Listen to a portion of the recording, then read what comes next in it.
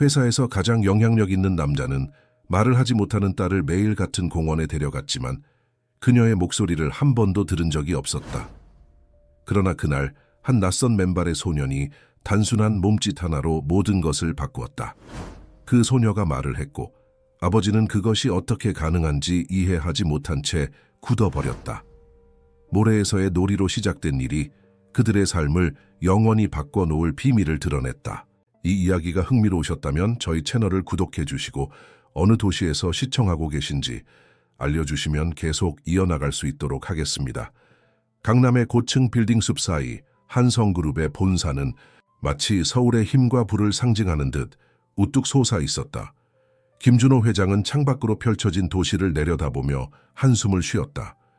그의 손에는 또 다른 의사의 진단서가 들려 있었다. 김혜운 양의 상태는 신체적으로 아무 이상이 없습니다. 그녀의 침묵은 심리적 트라우마에서 비롯된 것입니다. 준호는 진단서를 책상 위에 던지며 좌절감에 사로잡혔다. 회장님, 이사회 회의 시간입니다. 비서의 목소리에 준호는 현실로 돌아왔다. 그는 재빨리 슈트 재킷을 여미고 회의실로 향했다. 거대한 테이블 주위에 앉은 임원들 앞에서 준호는 완벽한 비즈니스맨의 모습으로 변신했다. 냉철한 판단력, 명확한 지시, 그리고 흔들림 없는 자신감으로 회의를 이끌었다. 한성의 새 프로젝트는 부산 해안가 재개발입니다. 1조 규모의 이 사업은 우리 그룹의 미래를 좌우할 것입니다. 준호의 목소리에는 흔들림이 없었다. 회의실 안에서 그는 모든 것을 통제하는 왕과 같았다. 하지만 집으로 돌아가는 차 안에서 그는 다시 무력한 아버지로 돌아갔다. 강남의 고급 아파트에 도착한 준호는 현관문을 열자마자 김 여사의 얼굴을 마주쳤다. 가정부이자 혜운이의 보모인 김 여사는 걱정스러운 표정을 짓고 있었다. 오늘도 말을 하지 않았습니다, 회장님. 김 여사의 말에 준호는 고개를 끄덕였다. 그는 이미 알고 있었다. 3년 동안 혜운이는 단 한마디도 하지 않았다. 그 끔찍한 사고 이후로. 준호는 조용히 혜운이의 방문을 열었다.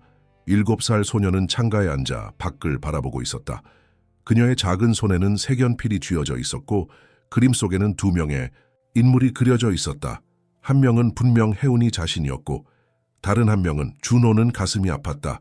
이지아, 그의 아내이자 혜운이의 어머니였다. 혜운아, 아빠 왔어. 준호는 방에 들어서며 말했다. 혜운이는 고개를 돌려 아버지를 바라보았지만 그녀의 입술은 꼭 다물어져 있었다. 그녀의 눈에는 인사의 의미가 담겨 있었지만 소리는 나오지 않았다. 준호는 딸 옆에 앉아 그녀의 그림을 바라보았다. 엄마를 그렸구나. 정말 예쁘게 그렸네. 그는 부드럽게 말했다. 혜운이는 미소를 지었지만 그 미소는 눈까지 닿지 않았다. 저녁 식사는 항상 조용했다. 준호가 회사 이야기를 하면 혜운이는 묵묵히 듣기만 했다. 가끔 고개를 끄덕이거나 눈짓으로 대답할 뿐이었다. 준호는 딸의 목소리를 듣기 위해 무엇이든 할 수 있었다. 그는 세계 최고의 의사들을 불러왔고 최고의 치료사들을 고용했다. 하지만 아무것도 혜운이의 침묵을 깨지 못했다. 내일은 여의도 공원에 가자. 날씨가 좋대. 준호가 제안했다. 혜운이는 작게 미소 지으며 고개를 끄덕였다. 공원 산책은 그들의 주말 의식과도 같았다. 준호는 그곳에서 혜운이가 조금이라도 행복해하는 모습을 볼 수 있었기 때문에 바쁜 일정 속에서도 꼭 시간을 내었다. 그날 밤 준호는 침대에 누워 천장을 바라보았다. 옆자리는 3년 전부터 줄곧 비어 있었다. 그는 지아의 사진을 바라보았다.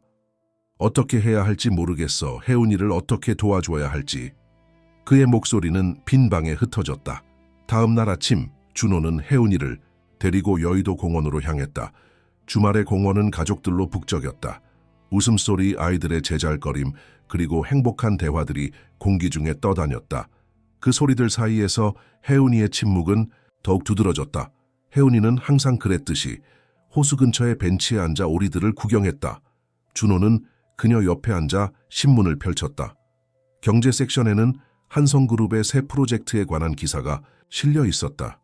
그는 기사를 읽으며 가끔 혜운이를 흘끗 바라보았다. 갑자기 혜운이가 자리에서 일어났다. 준호는 놀라서 그녀를 바라보았다. 혜운이는 손가락으로 멀리 있는 모래 놀이터를 가리켰다.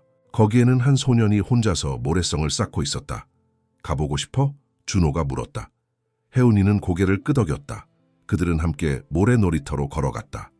소년은 약 혜운이와 비슷한 나이로 보였다. 그는 낡은 옷을 입고 있었지만 그의 얼굴에는 밝은 미소가 가득했다. 그는 열심히 모래성을 쌓고 있었는데 그 모래성은 이미 꽤 인상적인 크기였다. 혜운이는 조심스럽게 다가가 소년 옆에 서서 그의 작업을 구경했다. 소년은 고개를 들어 혜운이를 바라보았다. 안녕, 같이 모래성 만들래? 그의 목소리는 밝고 친근했다. 준호는 혜운이가 고개를 숙이고 발끝으로 모래를 파는 것을 지켜보았다. 그녀가 대답하지 않을 것이라고 생각했다. 하지만 그때 기적이 일어났다. 나, 혜운이야. 그 작은 목소리에 준호의 세계가 멈춘 듯했다. 3년 만에 처음으로 그는 딸의 목소리를 들었다. 그의 눈에 눈물이 고였다. 소녀는 환하게 웃으며 대답했다. 반가워 혜운이야. 나는 박민재라고 해. 이 모래성은 내가 상상한 꿈의 집이야. 같이 만들래? 혜운이는 고개를 끄덕이며 민재 옆에 무릎을 꿇고 앉았다. 준호는 믿을 수 없는 광경을 지켜보았다. 그의 딸이 말을 했다. 그것도 낯선 소년에게. 저기요. 갑자기 들려온 여성의 목소리에 준호는 고개를 돌렸다. 그의 앞에는 약 30대 중반으로 보이는 여성이 서 있었다.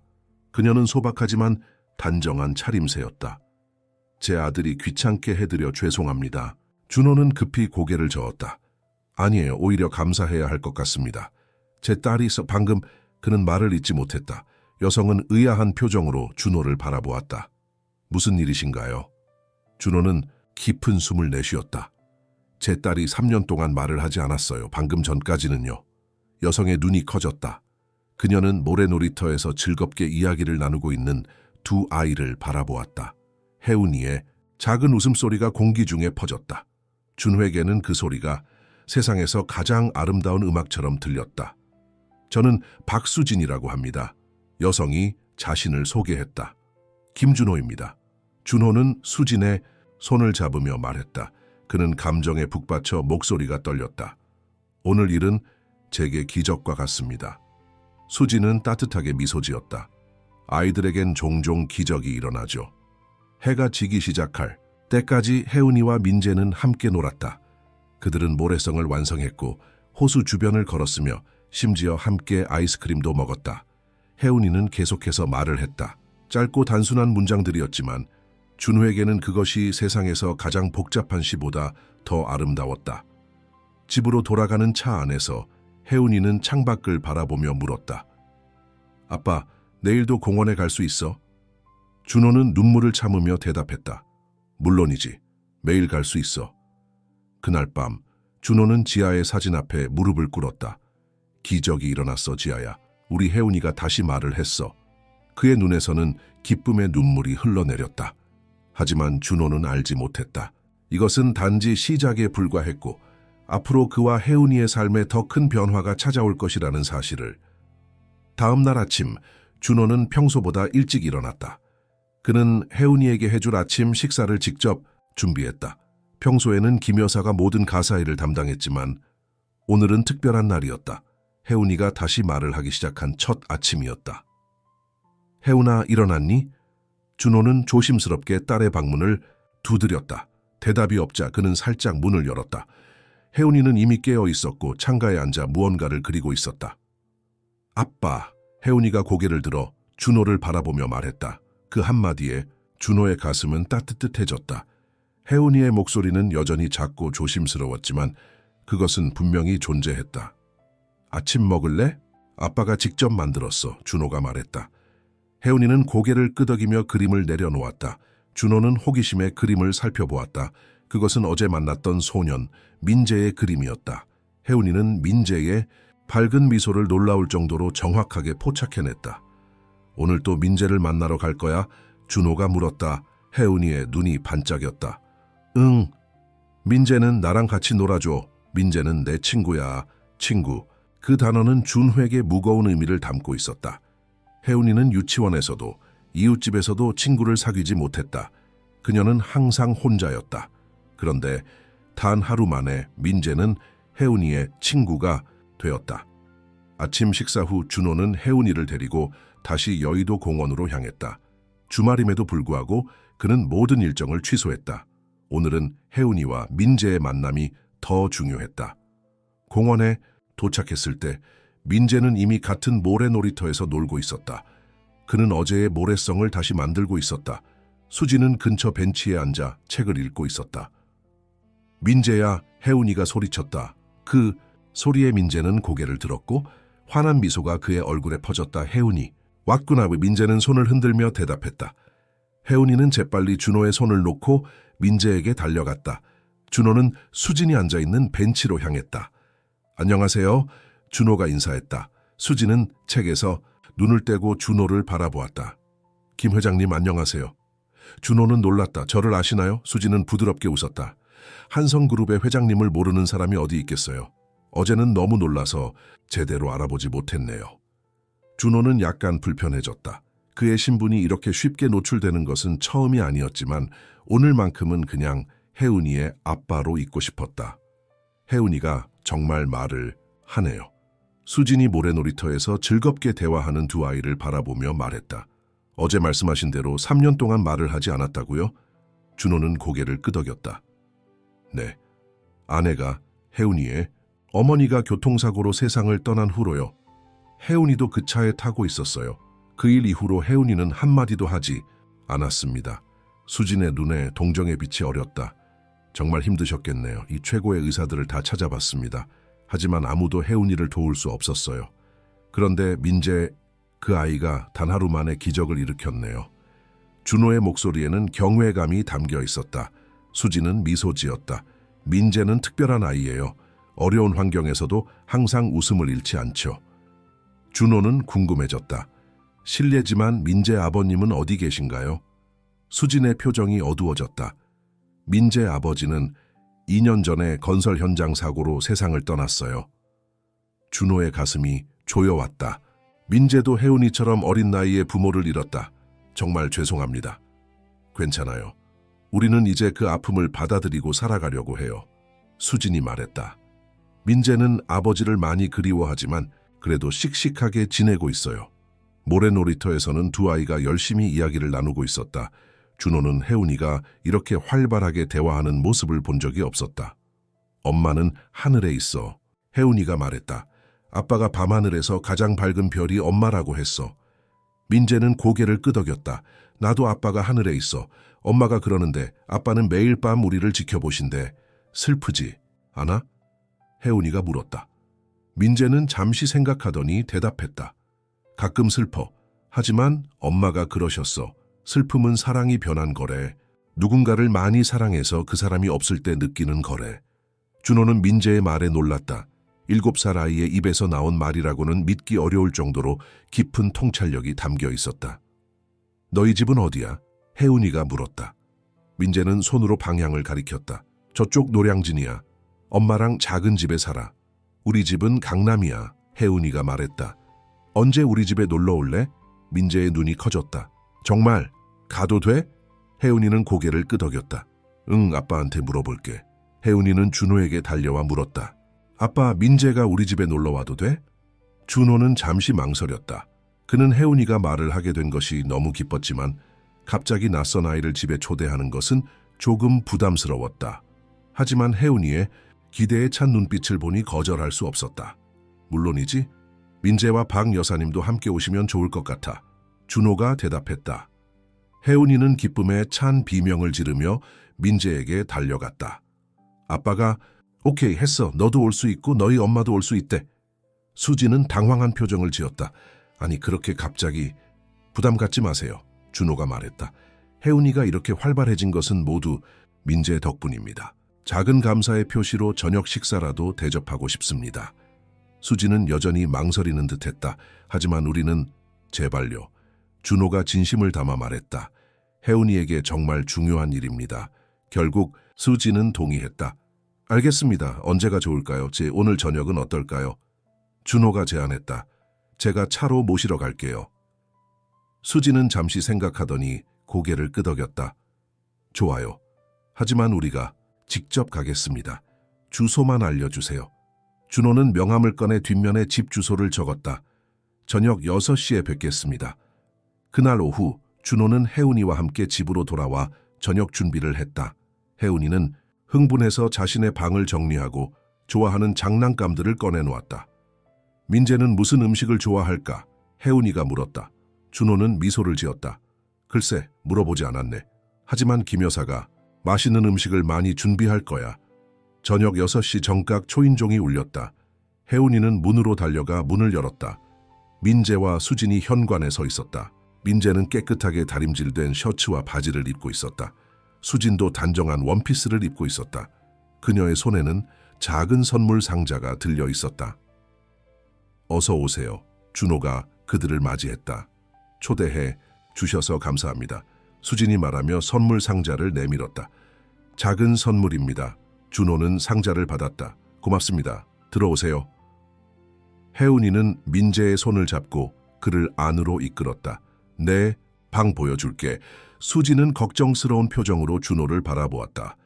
민재가 실례를, 준호는 손을 저었다. 괜찮습니다. 혜운이가 누군가를 자신의 방에 초대한 것은 정말 오랜만이에요. 김 여사는 풍성한 저녁 식사를 준비했다.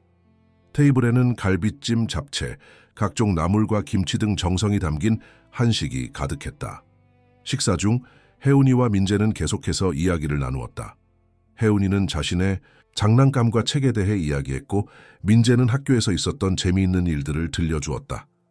민재는 어느 학교에 다니니? 준호가 물었다. 노량진 초등학교요. 민재가 대답했다. 3학년이에요. 혜운이도 3학년이지. 준호가 말했다. 혜운이는 강남 세림초등학교에 다녀. 식사 후 아이들은 혜운이의 방에서 놀았고 준호와 수진은 거실에서 차를 마시며 이야기를 나누었다. 수진 씨는 어떤 일을 하세요? 준호가 물었다. 수진은 잠시 망설이더니 대답했다.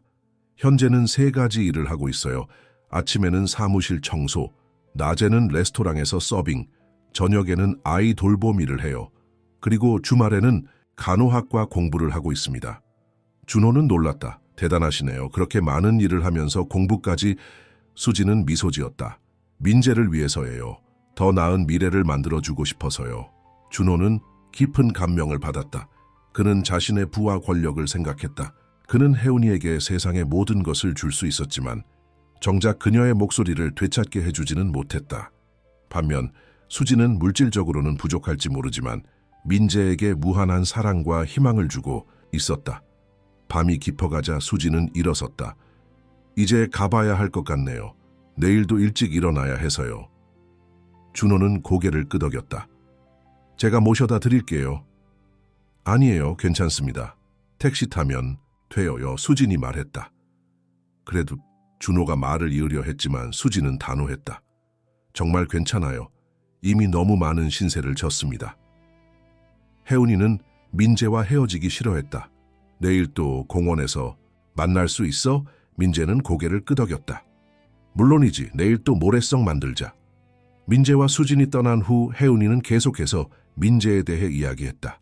준호는 딸이 이렇게 활기차게 말하는 모습을 보며 가슴이 따뜻해졌다. 하지만 그날 밤 준호는 침대에 누워 생각에 잠겼다. 민재와 수진의 상황이 마음에 걸렸다. 3가지 일을 하면서 학업까지 병행하는 수진의 모습, 그리고 아버지 없이 자라는 민재의 모습이 그의 마음을 무겁게 했다. 뭔가 도움을 줄 수 있는 방법이 있을까? 준호는 중얼거렸다. 그는 자신의 위치와 영향력을 생각했다. 그는 분명 그들을 도울 수 있는 방법이 있을 것이다. 하지만 그는 또한 수진의 자존심과 독립심을 존중해야 한다는 것도 알고 있었다. 그녀는 분명히 자선이나 동정을 원하지 않을 것이다. 준호는 창밖에 서울 야경을 바라보았다. 같은 도시, 다른 세계, 강남의 고급 아파트에서 바라보는 서울과 노량진의 작은 집에서 바라보는 서울은 얼마나 다를까. 다음 날, 그는 민재와 수진에 대해 더 알아보기로 결심했다. 아마도 그들의 삶에 긍정적인 변화를 가져올 수 있는 방법을 찾을 수 있을 것이다. 혜운이의 웃음소리를 되찾게 해준 그들에게 준호는 어떤 식으로든 보답하고 싶었다. 월요일 아침 준호는 비서에게 특별한 지시를 내렸다. 박수진이라는 여성에 대한 정보를 조사해 주세요. 노량진에 살고 있고 아들 이름은 민재입니다. 가능한 한 모든 정보를 원합니다. 비서는 의아한 표정을 지었지만 곧 표정을 가다듬었다. 네, 회장님. 최대한 빨리 알아보겠습니다. 준호는 평소보다 더 일찍 회사를 떠났다. 혜운이를 학교에서 직접 데려오기 위해서였다.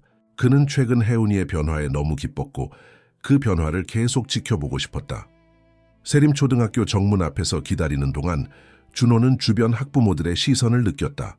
그들은 한성그룹의 회장이 직접 아이를 데리러 온 것에 놀란 듯했다.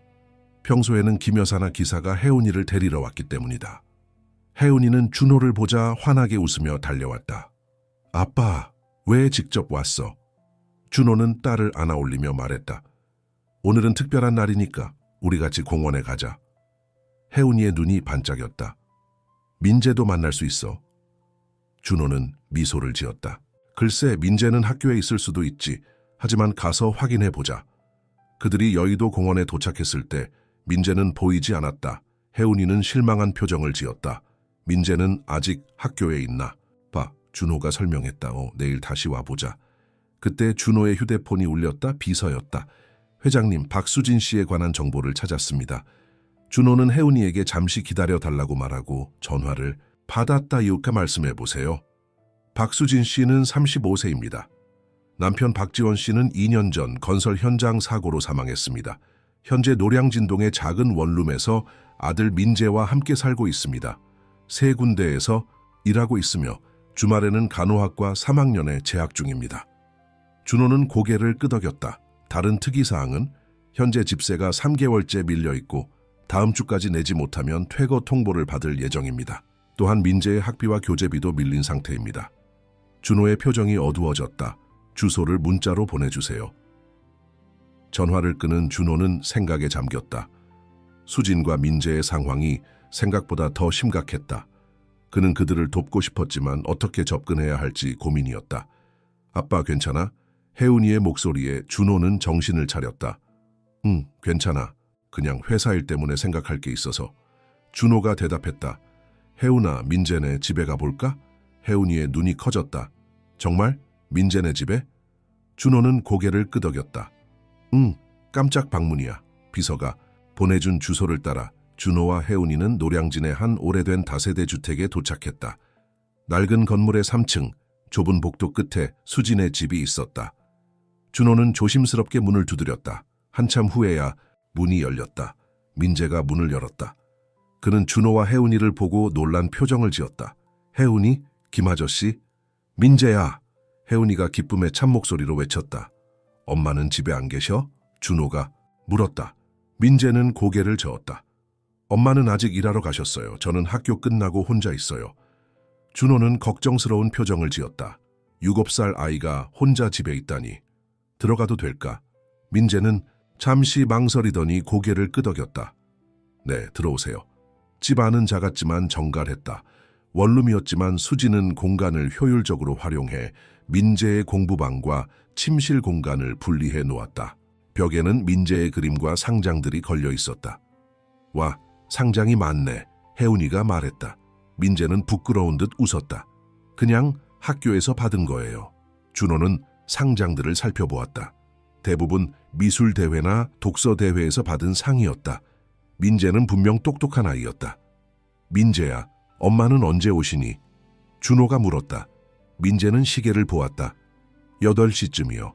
엄마는 지금 레스토랑에서 일하세요. 준호는 결심했다. 우리 엄마 기다렸다가 같이 저녁 먹자. 내가 치킨 시켜 올게. 혜운이는 기뻐했고 민재도 조심스럽게 미소 지었다. 준호는 근처 치킨집에 전화해 배달을 시켰다. 기다리는 동안 아이들은 민재의 책과 장난감을 가지고 놀았다. 준호는 집 안을 살펴보았다. 작은 냉장고는 거의 비어 있었고 책상 위에는 각종 고지서와 영수증이 쌓여 있었다. 그는 조심스럽게 고지서들을 살펴보았다. 집세 독촉장, 공과금 고지서, 그리고 민재의 학원비 청구서까지 모두 밀려있는 상태였다. 저녁 7시 30분, 치킨을 먹던 중에 현관문이 열렸다. 수진이 지친 표정으로 들어왔다. 민재야, 엄마 왔... 수진은 준호와 혜운이를 보고 놀랐다. 안녕하세요, 박 여사님. 준호가 일어나 인사했다. 갑자기 찾아와서 죄송합니다. 수진은 당황한 표정을 감추지 못했다. 아니, 괜찮습니다. 그런데 어떻게 민재가 혼자 있다고 해서 같이 있어 주려고 왔어요. 준호가 설명했다. 저녁도 같이 먹고 있었습니다. 수지는 치킨 상자를 보고 표정이 어두워졌다. 이렇게 신경 써주시고 감사합니다만 부담스럽네요. 준호는 고개를 저었다. 전혀요. 혜운이가 민재를 만나고 싶어 했거든요. 수지는 피곤한 표정으로 자리에 앉았다. 그녀의 유니폼은 레스토랑에서 일한 흔적이 역력했다. 오늘 많이 바쁘셨나 봐요. 준호가 물었다. 수지는 미소 지었다. 평소와 다르지 않아요. 그냥 일상이죠. 식사를 마친 후 아이들은 다시 놀기 시작했다. 준호는 수진에게 이야기할 기회를 찾았다. 박 여사님, 잠시 이야기 좀 할 수 있을까요? 수지는 조심스럽게 고개를 끄덕였다. 그들은 작은 발코니로 나갔다. 민재는 정말 훌륭한 아이입니다. 준호가 말했다. 네, 고맙습니다. 수진이 대답했다. 혜운이도 정말 귀여운 아이예요. 준호는 잠시 망설이다가 입을 열었다.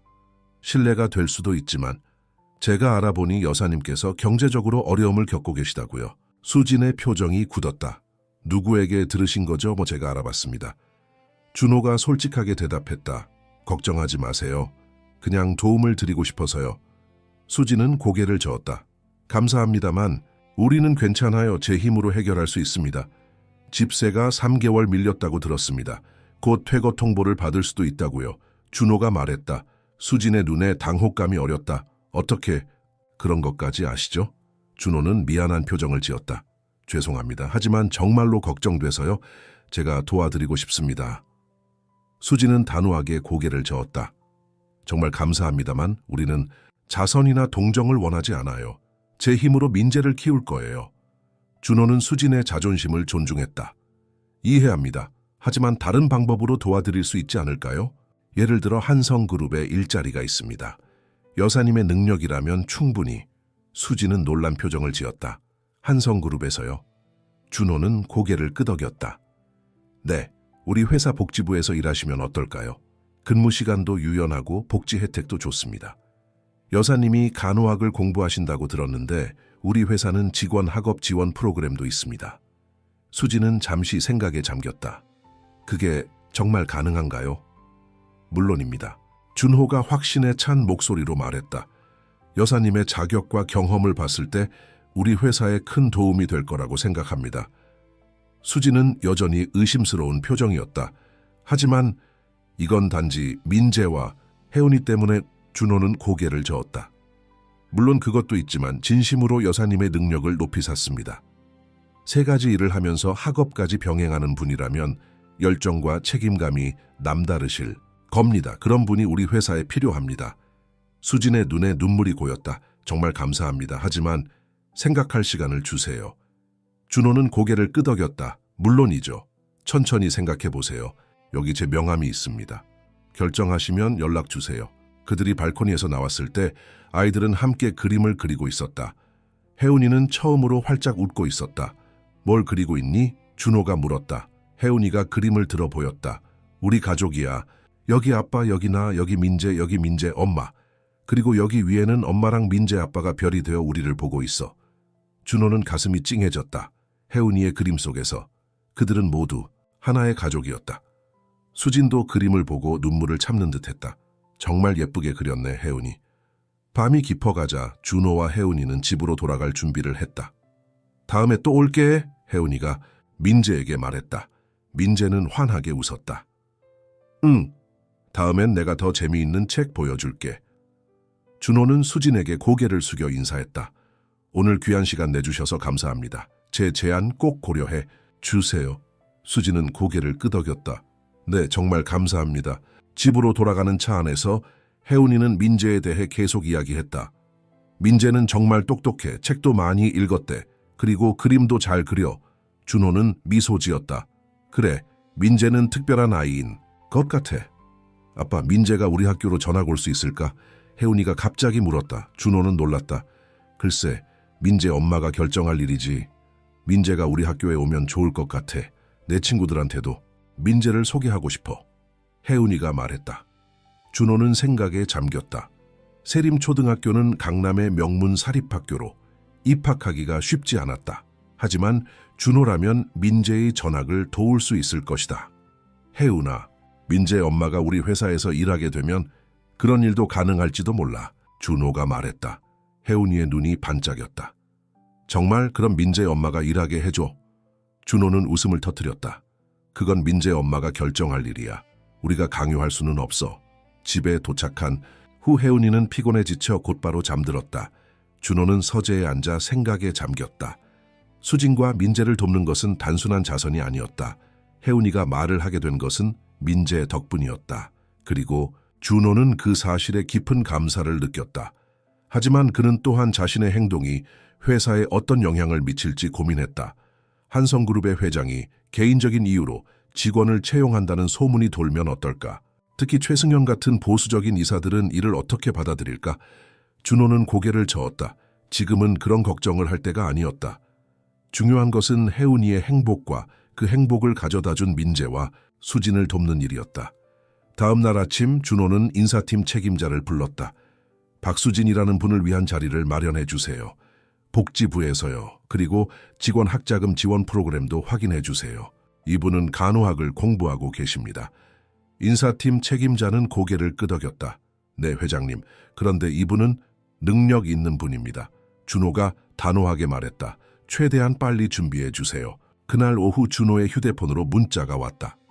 김 회장님, 박수진입니다. 제안을 받아들이겠습니다. 정말 감사합니다. 준호는 미소 지었다. 이것은 시작에 불과했다. 혜은이와 민재 그리고 수진의 삶이 앞으로 어떻게 변할지 그는 기대와 걱정이 교차하는 마음으로 생각했다. 2주 후 수진은 한성그룹 복지부의 새로운 직원이 되었다. 그녀는 직원 복지 프로그램을 관리하고 회사 내 의료 지원 서비스를 담당하게 되었다. 수진의 간호학 지식이 유용하게 쓰이는 자리였다. 한성그룹은 또한 민재의 세림초등학교 전학을 도왔다. 준호의 추천으로 민재는 특별 장학생으로 입학할 수 있었다. 이제 혜은이와 민재는 같은 학교, 같은 반 친구가 되었다. 수진과 민재는 노량진의 작은 원룸에서 한성그룹이 제공하는 강남의 회사 아파트로 이사했다. 그들의 삶은 급격히 변화했다. 어떤가요? 새 직장은? 준호가 수진에게 물었다. 그들은 회사 구내식당에서 점심을 먹고 있었다. 수진은 미소 지었다. 정말 좋습니다. 처음에는 적응하기 어려웠지만 이제는 익숙해졌어요. 특히 직원들의 건강과 복지를 돕는 일이 정말 보람 있습니다. 준호는 만족스럽게 고개를 끄덕였다. 민재는 새 학교에 적응했나요? 네, 처음에는 약간 주눅들었지만 혜은이가 많이 도와줬어요. 덕분에 민재도 점점 친구들을 사귀고 있습니다. 준호는 기뻤다. 혜은이는 완전히 달라진 아이가 되었다. 그녀는 이제 활발하게 말하고 웃고 학교 생활도 즐기고 있었다. 민재와의 우정이 그녀에게 가져다준 변화였다. 이번 주말에 아이들 데리고 놀이공원에 가는 게 어떨까요? 준호가 제안했다. 수지는 잠시 망설이더니 대답했다. 죄송합니다만 이번 주말은 시험 공부를 해야 해서요. 대신 민재만 보내도 괜찮을까요? 물론이죠. 민재 데리고 혜은이랑 함께 가겠습니다. 여사님은 공부에 집중하세요. 그들의 대화는 근처에서 점심을 먹고 있던 몇몇 직원들의 귀에 들어갔다. 그 중에는 최승현 이사도 있었다. 승현은 준호가 오랫동안 알고 지낸 회사의 원로였지만 그의 보수적인 성격과 엄격한 업무 방식은 종종 준호와 충돌을 일으켰다. 승현은 회사의 전통과 이미지를 무엇보다 중요시했다. 회장님과 신입 직원이 상당히 친밀해 보이네요. 승현이 옆자리의 임원에게 작은 목소리로 말했다. 그러게요. 소문에 의하면 회장님이 직접 그 여성을 채용했다고 하더군요. 임원이 답했다. 승현은 눈을 좁히며 준호와 수진을 관찰했다. 그는 무언가 수상쩍다고 느꼈고 이 상황이 회사에 어떤 영향을 미칠지 걱정했다. 그날 오후 승현은 준호의 사무실을 방문했다. 들어오세요, 승현 이사님. 준호가 말했다. 무슨 일로 오셨나요? 승현은 정중하게 고개를 숙이고 자리에 앉았다. 회장님, 솔직히 말씀드려도 될까요? 준호는 고개를 끄덕였다. 물론이죠. 최근에 채용된 박수진 씨에 대해 이야기하고 싶습니다. 그녀의 채용 과정이 다소 특이했다고 들었습니다. 준호의 표정이 굳었다. 무슨 말씀이신지? 일반적인 채용 절차를 거치지 않았다고 들었습니다. 회장님께서 직접 지시하셨다고요. 승현이 말했다. 그렇습니다. 박 여사님은 뛰어난 능력을 갖추고 있었고 우리 회사에 필요한 인재였습니다. 준호가 대답했다. 승현은 한숨을 쉬었다. 회장님, 저는 한성그룹의 오랜 일원으로서 회사의 평판과 이미지를 걱정합니다. 회장님께서 개인적인 이유로 직원을 채용하셨다는 소문이 돌고 있습니다. 준호는 눈썹을 치켜 올렸다. 어떤 개인적인 이유를 말씀하시는 건가요? 글쎄요. 회장님의 따님과 박 여사님의 아들이 친구라고 들었습니다. 그리고 회장님께서 그 가족에게 특별한 호의를 베푸시는 것 같다는 이야기가 있습니다. 준호는 참을성 있게 대답했다.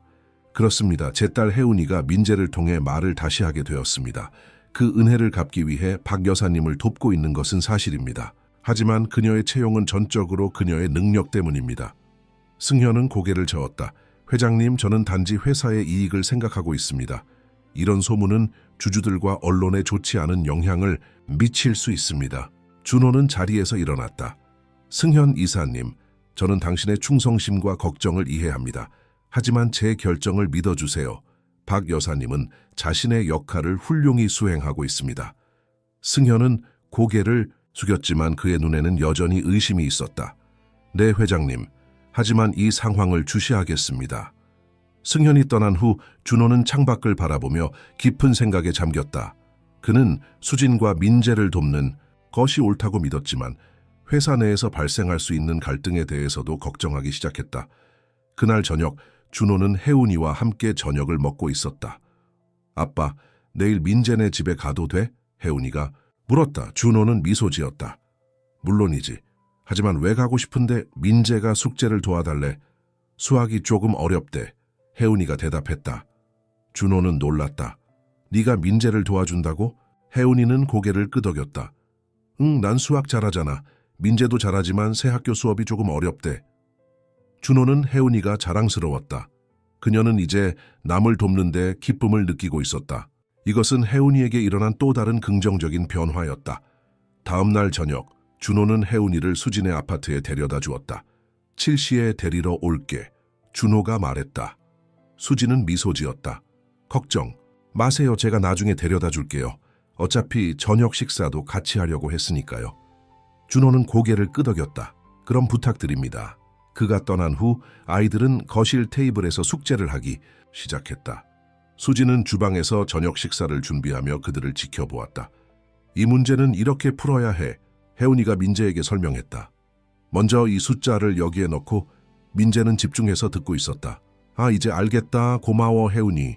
수진은 미소 지었다. 두 아이는 서로에게 좋은 영향을 주고 있었다. 혜운이는 민재를 통해 말을 다시 하게 되었고 민재는 혜운이를 통해 새로운 환경에 적응하고 있었다.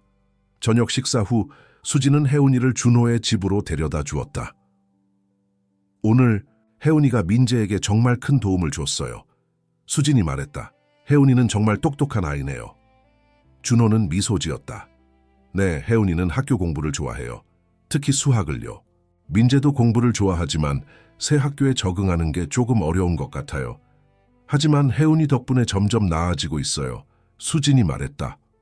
그들의 대화는 화기애애했지만 준호는 회사에서의 상황을 수진에게 이야기해야 할지 고민했다. 결국 그는 그녀를 걱정시키지 않기 위해 말하지 않기로 결정했다. 다음 날 아침 준호는 사무실에 도착하자마자 비서에게 불려갔다. 회장님, 이것 좀 보세요. 비서가 태블릿을 건넸다. 화면에는 온라인 가십 기사가 떠 있었다. 제목은 충격적이었다.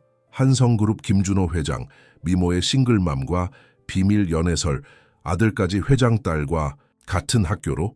준호는 기사를 읽으며 표정이 어두워졌다.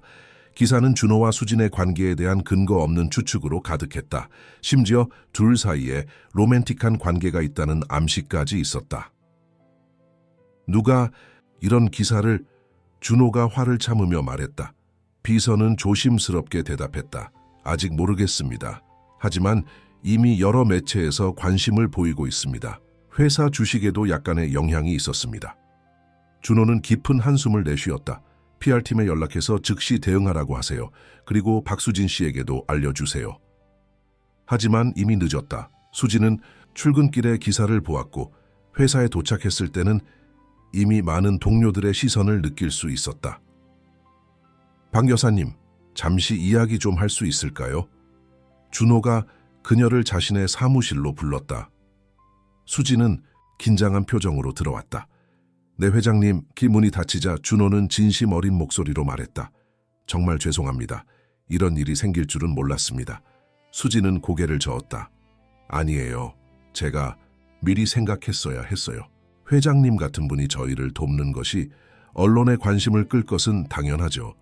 하지만 이런 식의 추측과 소문은 준호는 말을 잇지 못했다. 수지는 약하게 미소 지었다.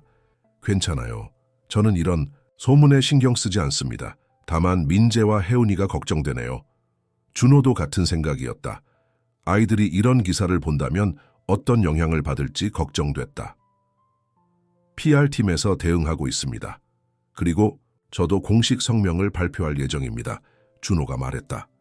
하지만 그 전에 이 상황이 여사님에게 너무 부담이 된다면 수지는 준호의 말을 끊었다. 회장님, 저는 이곳에서의 일을 정말 좋아합니다. 그리고 민재도 새 학교에 적응하고 있어요.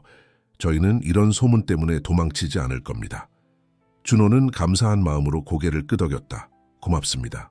그러나 그들의 대화는 최승현의 갑작스러운 방문으로 중단되었다. 실례합니다, 회장님. 승현이 문을 두드리고 들어왔다. 그는 수진을 보고 잠시 멈칫했다. 아, 박 여사님도 여기 계셨군요. 공기 중에 긴장감이 감돌았다. 승현은 태블릿을 들고 있었고 그 화면에는 같은 가십 기사가 떠 있었다.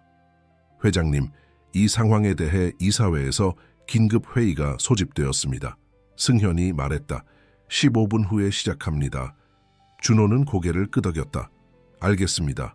곧 가겠습니다. 승현은 수진을 한 번 더 바라본 후 사무실을 나갔다. 죄송합니다, 박 여사님. 이사회에 가봐야 할 것 같습니다. 준호가 말했다. 수진은 이해한다는 듯 고개를 끄덕였다. 네, 회장님. 제 때문에 어려움을 겪으시게 해서 정말 죄송합니다. 준호는 고개를 저었다. 전혀요. 이건 제 결정이었습니다. 걱정하지 마세요. 모든 것이 잘 될 겁니다. 그러나 준호의 마음속에는 불안감이 있었다. 이사회는 회사의 이미지와 평판에 민감했고 이번 스캔들은 그들을 분노하게 할 수 있었다. 특히 승현 같은 보수적인 이사들은 이 상황을 어떻게 이용할지 모른다. 이사회 회의실로 향하는 동안 준호는 깊은 숨을 내쉬었다. 그는 자신의 결정이 옳다고 믿었지만 이제 그 결정을 이사회 앞에서 방어해야 했다. 그리고 무엇보다 혜운이와 민재를 이런 소문으로부터 보호해야 했다. 회의실 문을 열기 전 준호는 마음을 다잡았다. 이것은 그가 회장으로서 마주한 또 하나의 도전이었고 그는 이 도전을 받아들일 준비가 되어 있었다. 이사회 회의는 예상대로 험난했다. 준호가 회의실에 들어서자 차가운 시선이 그를 맞이했다. 테이블 주위에는 한성그룹의 핵심 이사들이 앉아 있었고 최승현은 그 중심에 있었다. 회장님, 오늘 긴급 회의를 소집한 이유는 최근 언론에 보도된 기사 때문입니다. 승현이 회의를 시작했다. 이 기사는 회사의 이미지와 주계에 부정적인 영향을 미치고 있습니다. 준호는 차분하게 대답했다. 네, 저도 그 기사를 봤습니다. 완전히 근거 없는 추측과 소문입니다. 근거가 없다고 하셨지만 회장님께서 박수진 씨를 특별히 채용하신 것은 사실이죠? 다른 이사가 물었다. 준호는 고개를 끄덕였다. 네, 그렇습니다. 하지만 그것은 그녀의 능력 때문이었습니다. 박 여사님은 3가지 일을 하면서도 간호학을 공부하는 열정적인 분입니다. 그리고 실제로 복지부에서 훌륭하게 일하고 있습니다. 그렇다면 그녀의 아들을 세림초등학교에 특별 입학시킨 것은요? 승현이 날카롭게 물었다. 준호는 잠시 침묵했다. 그것은 제 딸 혜운이를 위한 결정이었습니다. 아시다시피 혜운이는 아내가 사망한 후 3년 동안 말을 하지 않았습니다. 민재를 만난 후에야 다시 말을 하기 시작했습니다. 회의실이 조용해졌다. 모든 이사들은 혜운이의 상태에 대해 알고 있었다. 그렇다고 해도 회장님의 개인적인 상황이 회사 결정에 영향을 미쳐서는 안 됩니다. 승현이 단호하게 말했다. 게다가 이제는 회장님과 박 여사님 사이에 부적절한 관계가 있다는 소문까지 돌고 있습니다. 준호의 표정이 굳었다. 그런 소문은 완전히 사실무근입니다. 저는 단지 딸에게 도움을 준 가족에게 보답하고 있을 뿐입니다. 이사회는 이 상황에 대한 공식적인 조사를 요청합니다. 승현이 말했다. 박수진 씨의 채용 과정과 그녀의 아들의 학교 입학 과정에 대한 모든 정보를 검토해야 합니다. 준호는 분노를 억누르며 대답했다. 좋습니다. 조사하세요. 하지만 그 과정에서 박 여사님과 그녀의 아들 그리고 제 딸이 상처받지 않도록 해주십시오. 회의는 2시간 동안 계속되었다. 마침내 이사회는 내부 조사를 진행하되 그 결과가 나올 때까지 어떤 공식적인 조치도 취하지 않기로 결정했다.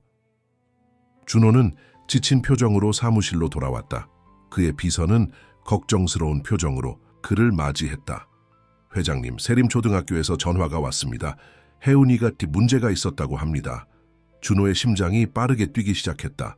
무슨 일이죠? 자세한 내용은 모르겠습니다. 하지만 혜운이가 다른 학생과 싸웠다고 합니다. 학교에서 회장님을 기다리고 있습니다. 준호는 즉시 차를 타고 학교로 향했다. 그가 교장실에 도착했을 때 혜운이는 구석에 앉아 있었고 그녀의 눈은 눈물로 붉어져 있었다. 반대편에는 민재가 앉아 있었고 그의 옆에는 수진이 서 있었다. 무슨 일이 있었나요? 준호가 교장에게 물었다. 교장은 한숨을 쉬었다. 김 회장님, 오늘 혜운이가 다른 학생을 공격했습니다. 상당히 심각한 상황이었습니다. 준호는 충격을 받았다. 혜운이가요? 그럴 리가 없습니다. 혜운이는 항상 조용하고 얌전한 아이였습니다. 저도 놀랐습니다. 교장이 말했다. 하지만 여러 학생들이 목격했습니다. 혜운이가 정유진 학생의 머리카락을 잡아당기고 밀쳤다고 합니다. 준호는 혜운이에게 다가갔다. 혜운이, 정말 그랬니? 혜운이는 눈물을 참으며 고개를 끄덕였다. 유진이가 민재를 놀렸어. 너 같은 쓰레기는 이 학교에 다닐 자격이 없다고 했어. 준호의 가슴이 아팠다. 그래서 화가 났구나. 혜운이는 갑자기 소리쳤다. 유진이가 나쁜 말을 했어. 민재는 쓰레기가 아니야. 민재는 내 친구야. 민재는 나를 다시 말할 수 있게 해준 사람이야. 준호는 놀랐다. 혜운이가 이렇게 감정을 표현하는 것은 처음이었다. 그녀는 항상 자신의 감정을 억누르고 침묵했었다. 민재는 슬픈 표정으로 혜운이를 바라보았다. 혜운아, 괜찮아. 나는 괜찮아. 수지는 당혹스러운 표정으로 준호를 바라보았다. 정말 죄송합니다. 민재 때문에 혜운이가... 준호는 고개를 저었다. 아닙니다. 이것은 민재의 잘못이 아닙니다. 교장은 목을 가다듬었다.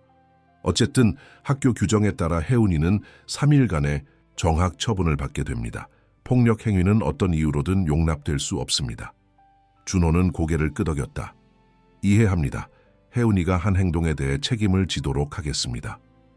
교장실을 나온 후 준호는 혜운이를 안아주었다.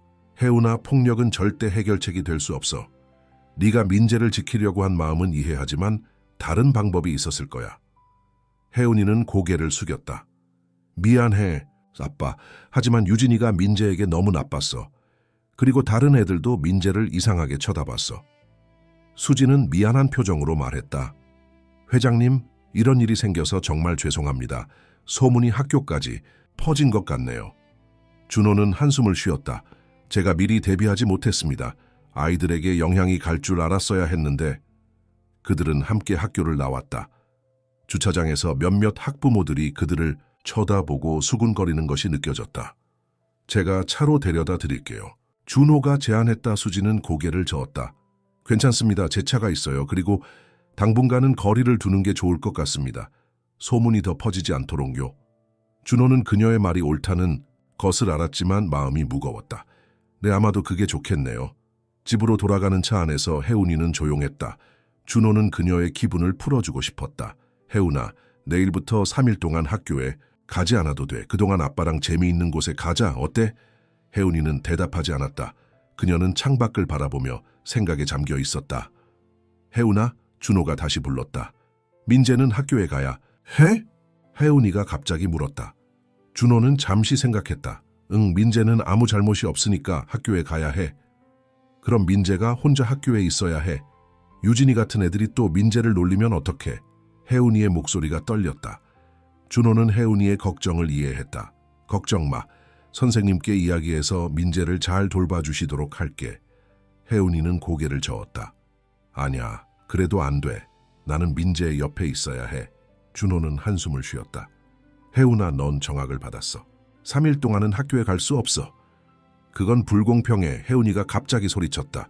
나는 그냥 친구를 지키려고 한 건데. 준호는 놀랐다. 혜운이가 이렇게 감정을 표출하는 것은 매우 드문 일이었다. 혜운아, 내 마음은 이해해.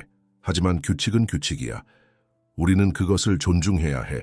준호가 부드럽게 말했다. 혜운이는 팔짱을 끼고 입을 다물었다. 준호는 이런 혜운이의 모습이 낯설었지만 한편으로는 그녀가 자신의 감정을 표현하고 있다는 사실에 안도했다. 집에 도착한 후 혜운이는 곧바로 자신의 방으로 들어가 문을 닫았다. 준호는 그녀에게 시간을 주기로 했다. 저녁 식사 시간, 혜운이는 식탁에 나오지 않았다. 준호는 그녀의 방 앞에서 조심스럽게 문을 두드렸다. 혜운아, 저녁 먹자. 대답이 없었다. 준호는 천천히 문을 열었다. 혜운이는 침대에 누워 천장을 바라보고 있었다. 배고프지 않니? 준호가 물었다. 혜운이는 고개를 저었다. 준호는 그녀 옆에 앉았다. 혜운아, 아빠한테 화났니? 혜운이는 잠시 침묵했다가 대답했다. 아빠는 민재를 도와주지 않을 거야?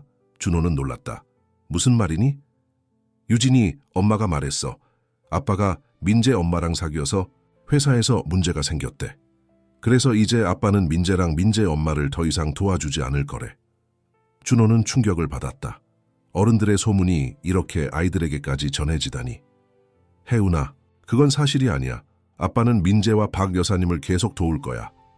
정말? 혜운이의 눈이 반짝였다. 물론이지. 우리 가족에게 민재와 박 여사님은 중요한 사람들이야. 준호가 확신에 찬 목소리로 말했다. 혜운이는 안도한 듯 미소 지었다. 그럼 내일 민재네 집에 가도 돼? 준호는 망설였다. 지금 상황에서는 잠시 거리를 두는 것이 좋을 것 같았다. 하지만 혜운이의 기대에 찬 눈빛을 보니 거절하기 어려웠다.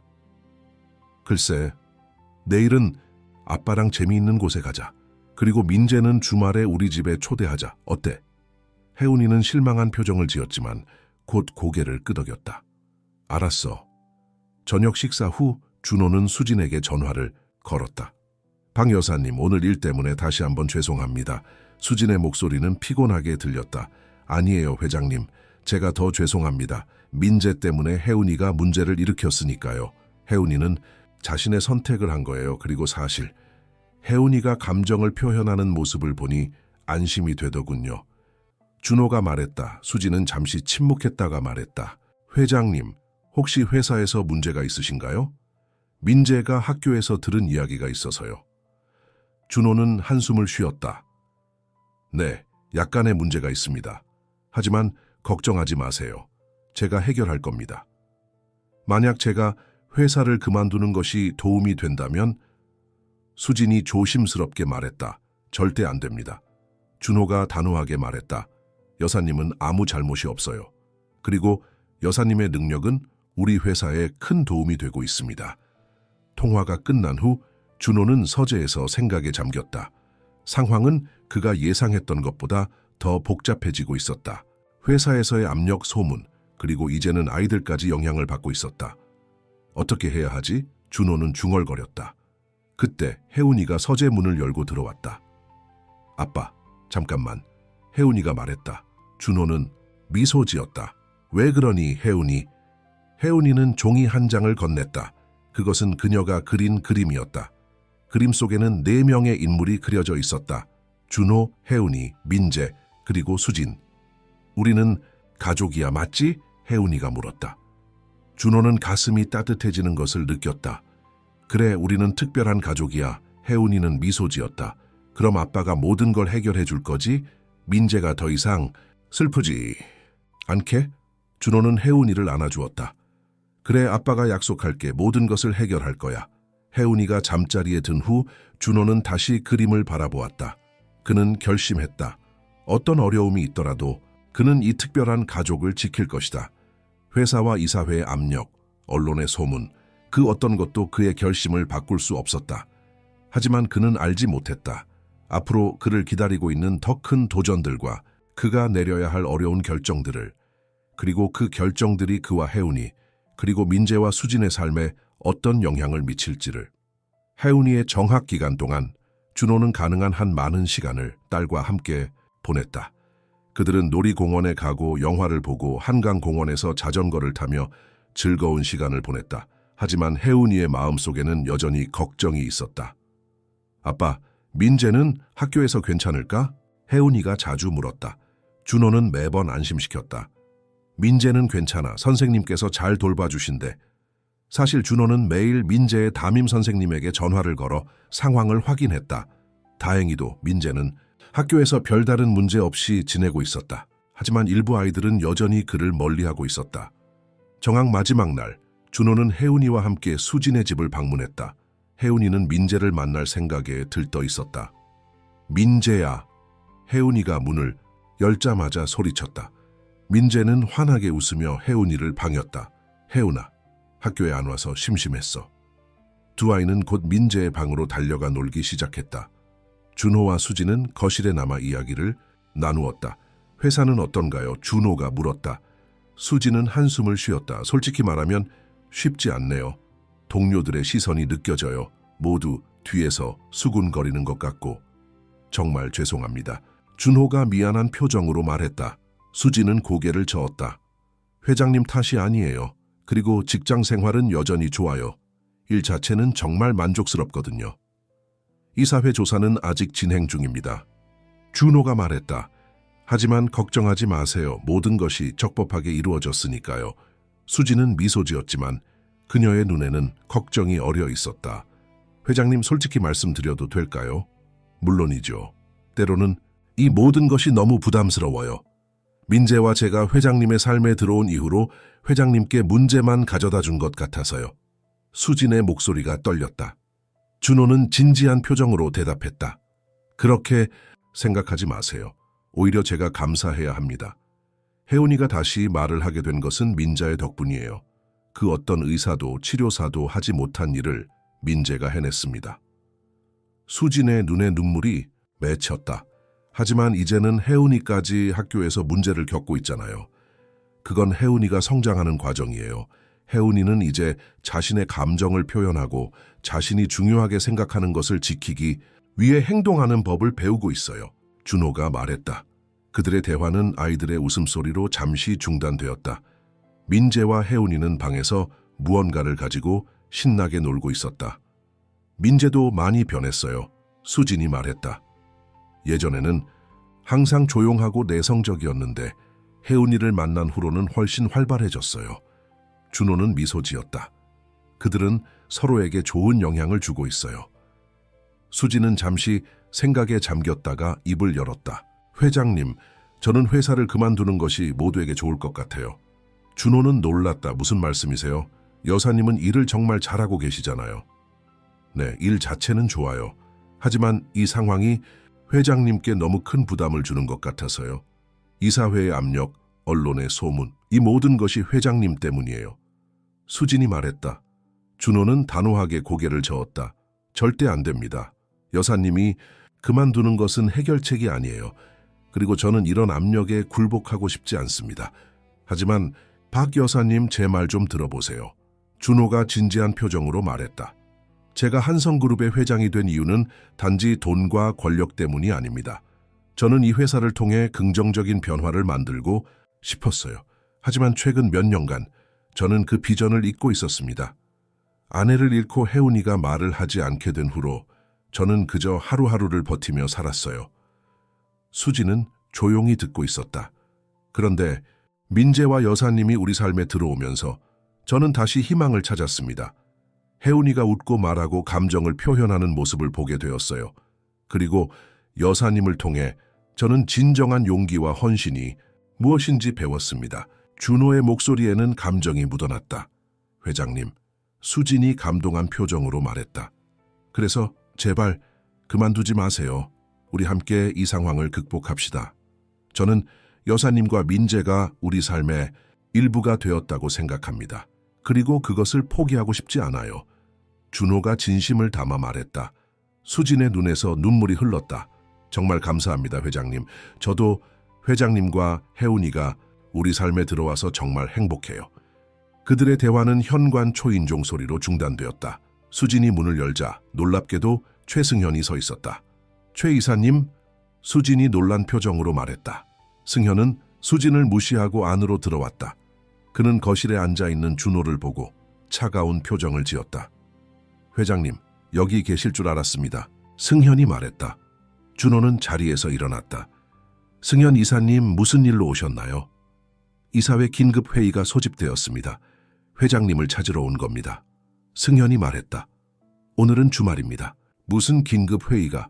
준호가 말하려는데 승현이 말을 끊었다. 내부 조사 결과가 나왔습니다. 그리고 이사회는 회장님의 해명을 듣고 싶어 합니다. 승현의 목소리는 차갑고 딱딱했다. 수지는 당황한 표정으로 두 사람을 번갈아 바라보았다.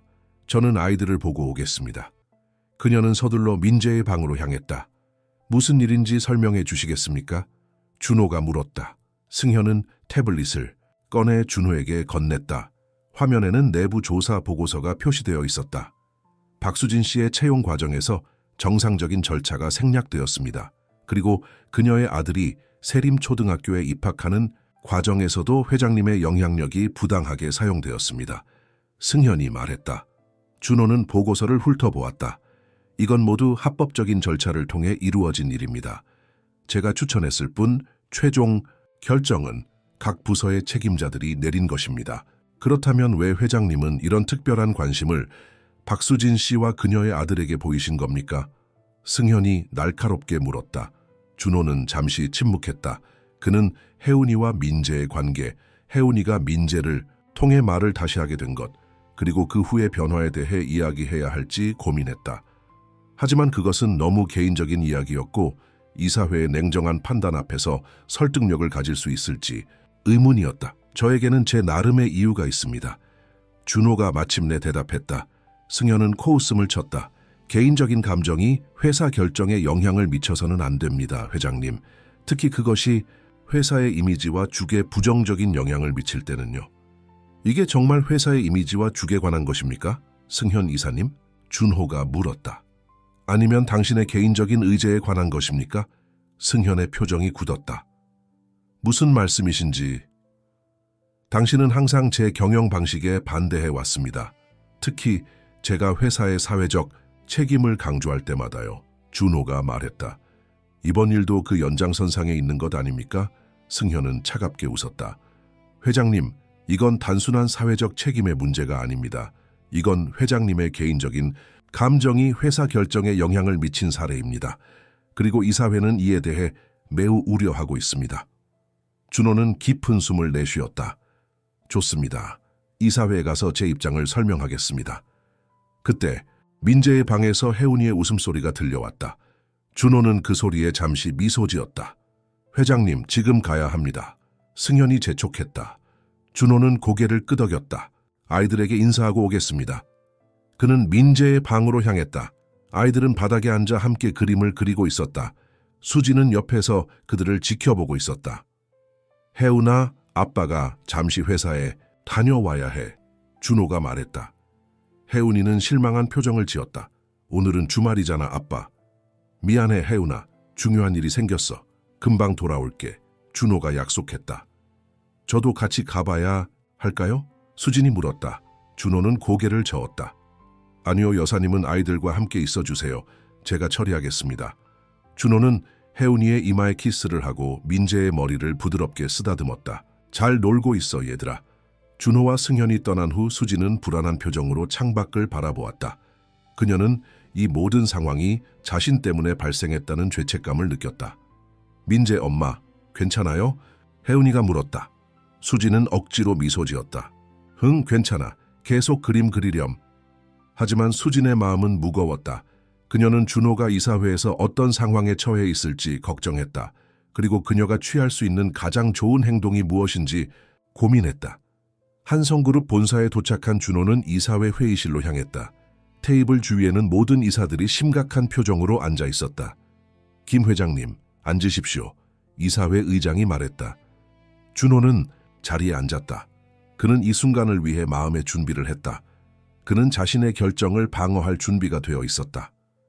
김 회장님, 내부 조사 결과에 따르면 회장님께서 박수진 씨와 그녀의 아들에게 특별한 혜택을 제공한 것으로 확인되었습니다.